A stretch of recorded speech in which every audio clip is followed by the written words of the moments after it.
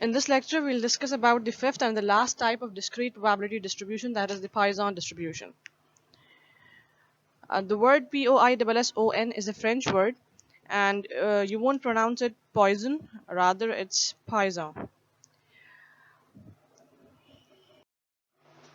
The Poisson experiments. Experiments yielding numerical values of a random variable x, the number of outcomes occurring during a given time interval or in a specified region are called Poisson experiments. यानी कि जो poison experiments होते हैं उसमें ये होता है कि हम नंबर ऑफ आउटकम्स काउंट कर रहे होते हैं या नंबर ऑफ इवेंट्स काउंट कर रहे होते हैं पर गिवन यूनिट टाइम और पर एरिया और पर वॉल्यूम.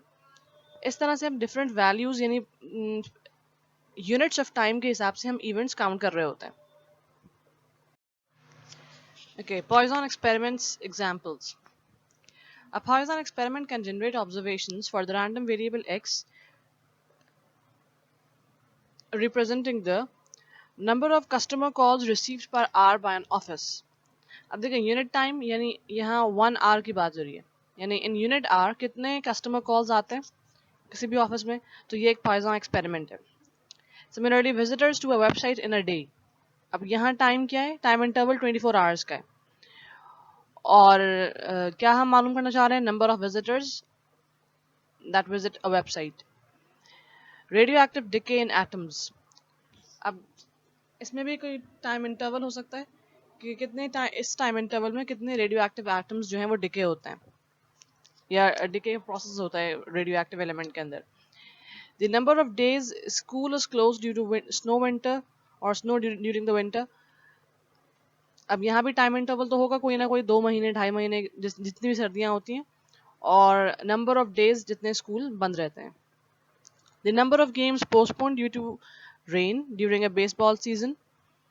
अब ये भी कि कितने गेम्स पोस्टपोन हुए हैं और ड्यूरिंग बेसबॉल सीजन में. अब ये भी एक टाइम इंटरवल है. The specified region could be a line segment, an area, a volume, or perhaps a piece of material. अब पॉइजन एक्सपेरिमेंट सिर्फ नंबर ऑफ डेज या यूनिट टाइम पे नहीं होते, टाइम इंटरवल्स में नहीं होते, उसके अलावा एरिया पर भी हो सकते हैं, वॉल्यूम पे भी हो सकते हैं, या कोई लाइन सेगमेंट का कोई एरिया का मतलब लाइन सेगमेंट कोई लेंथ है उस पर भी हो सकता है. For example in such cases x might represent the number of field mice per acre.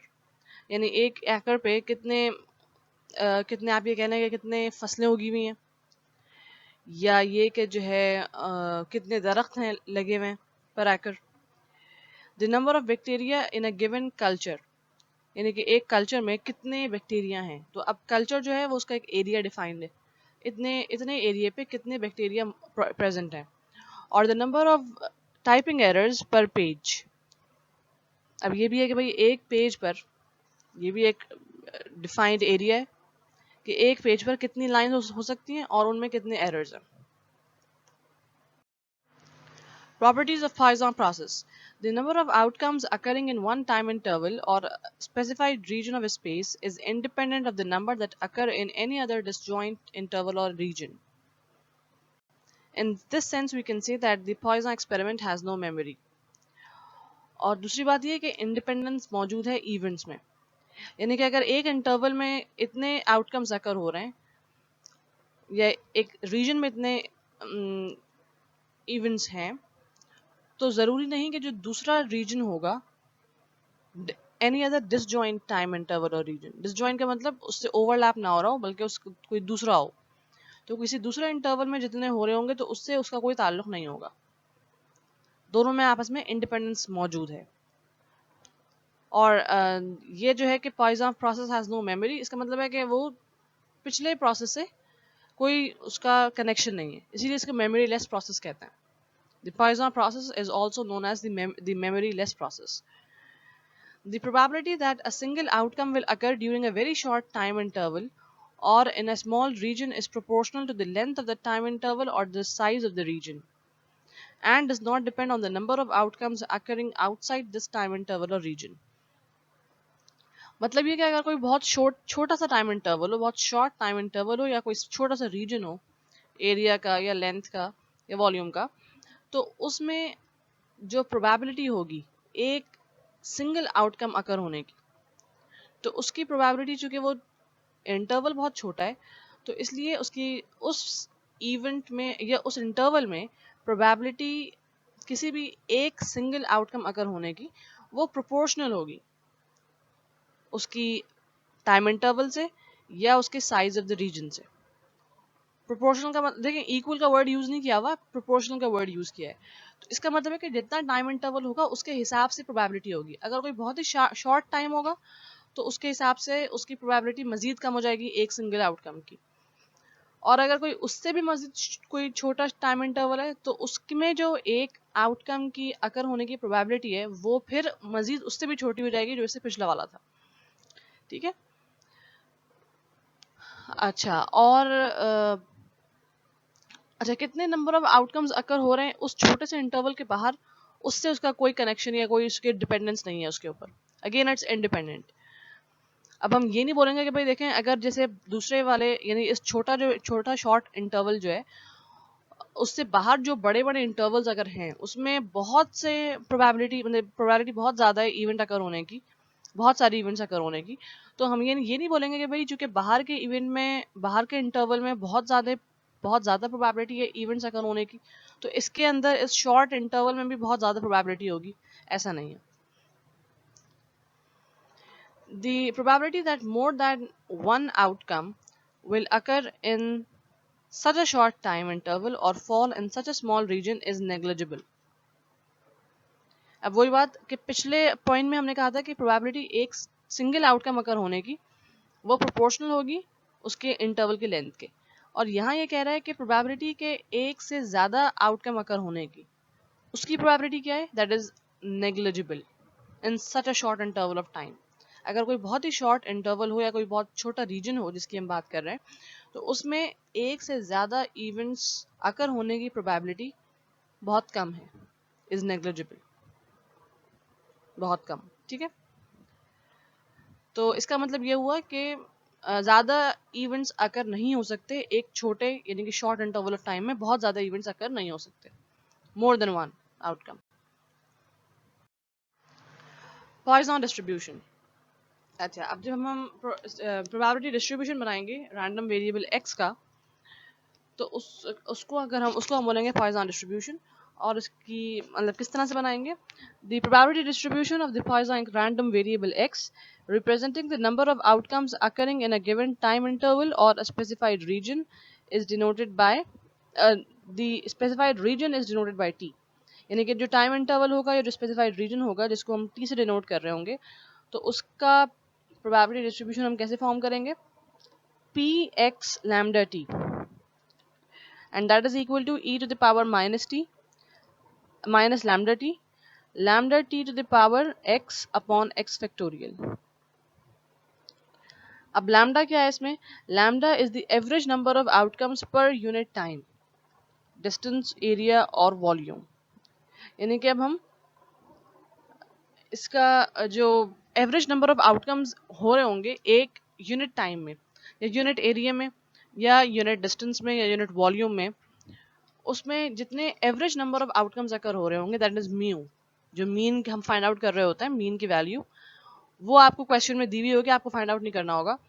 So this average value that is denoted by lambda, और लैम्डा को आप टी से इसलिए मल्टीप्लाई कर रहे हैं कि जितने भी नंबर ऑफ उसमें जो भी उसका इंटरवल होगा, क्योंकि ये लैम्डा तो है पर यूनिट टाइम, और क्वेश्चन में आपको जितना टाइम दिया हुआ होगा उसको आप मल्टीप्लाई करेंगे लैम्डा से, तो that will give you the mean value.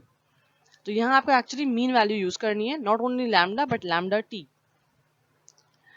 अच्छा, और ये फॉर्मूला है, और इसका फॉर्मूला ये आउट ऑफ द स्कोप है, that is out of scope of your book, तो इसलिए इसका फॉर्मूला आप एज इट इज याद कर सकते हैं और फिर उसको यूज कर लें। अच्छा, एग्जाम्पल है, during a laboratory experiment the average number of radio active particles passing through a counter in 1 millisecond is 4। अब 4 क्या है, average number of radio active particles है, दैट इज लैम्डा, और टाइम क्या दिया हुआ है आपको 1 मिलीसेकंड, यानी कि यूनिट टाइम की बात हो रही है इसमें। तो टाइम भी 1 है और लैम्डा भी 1 है।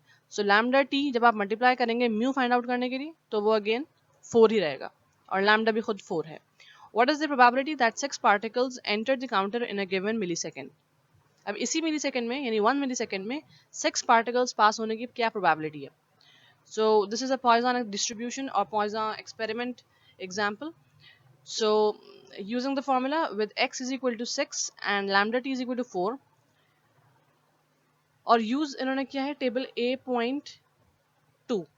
इसको आप ऐसे नॉर्मल अगर आप फॉर्मूला यूज करें उससे भी आप फाइंड आउट कर सकते हैं। यहाँ जो लिखा हुआ है ये देखें P64 e to the power -4 4 to the power 6 upon 6 factorial.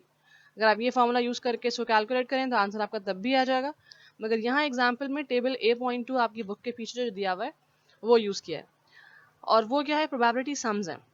जैसे पहले हमने बायनॉमियल के सम्स यूज करके सॉल्व किया था, इसी तरह ये पॉइसन के सम्स दिए हुए हैं आपको। उसका एक पार्ट मैंने आपको यहाँ शो किया है इधर स्क्रीन पे। अब देखें ये आर की वैल्यू क्या है, ये आर की वैल्यू एक्स के सम्स की वैल्यू है सारी, ठीक है। और म्यू जो है वो लैम्डा टी की बात हो रही है, म्यू इज लैम्डा टी।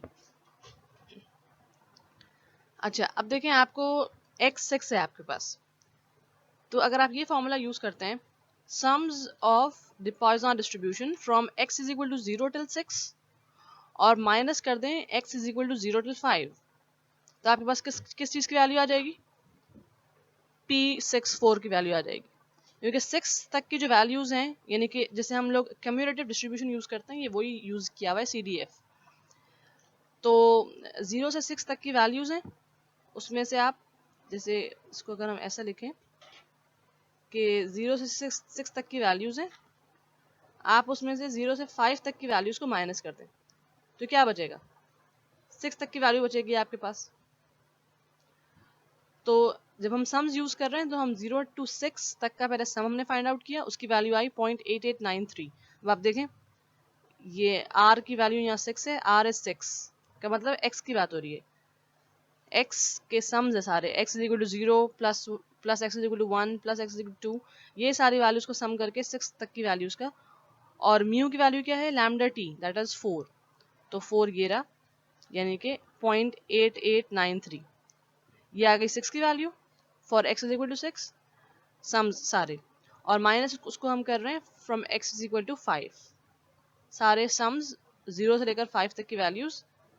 अब हम इन दोनों को जब माइनस करेंगे तो हमारे पास वैल्यू एक्चुअली इसकी आ जाएगी जो हमको कैलकुलेट करनी है only for x is equal to 6, ठीक है। तो next example, 10 is the average number of oil tankers arriving each day at a certain port. The facilities at the port can handle at most 15 tankers per day. यानी कि average number क्या है? Lambda 10 और time क्या है? 1 day. So mu is again 10, यानी mu यहाँ जो दिया हुआ है दिस 10 की बात हो रही है। अच्छा facilities, the facilities at the port can handle at most 15 tankers per day, यानी कि ज़्यादा से ज़्यादा 15, उससे ज़्यादा नहीं। प्रोबेबिलिटी आपको फाइंड आउट करनी है कि on a given day tankers have to be turned away, यानी कि टैंकर्स को वापस भेजना पड़ेगा। जब 15 से ज़्यादा टैंकर्स होंगे तो वापस करना पड़ेगा हमको। अब 15 से ज़्यादा का मतलब है x इज ग्रेटर देन 15 की आपको प्रोबेबिलिटी फाइंड आउट करनी है। वो कैसे आप कर सकते हैं? 1 में से माइनस कर देंगे, probability for x is less than equal to 15, तो आपको इसकी प्रोबेबिलिटी आपके पास आ जाएगी।